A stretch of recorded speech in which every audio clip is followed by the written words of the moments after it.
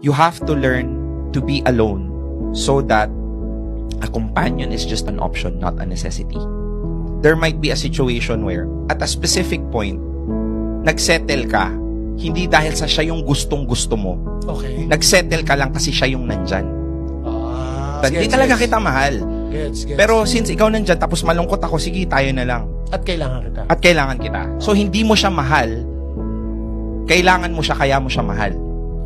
Iba yung mahal mo siya, kaya mo siya kailangan. There's a major difference. Cheers muna tayo. Doon ako sa taong sa akin lang mababaliw.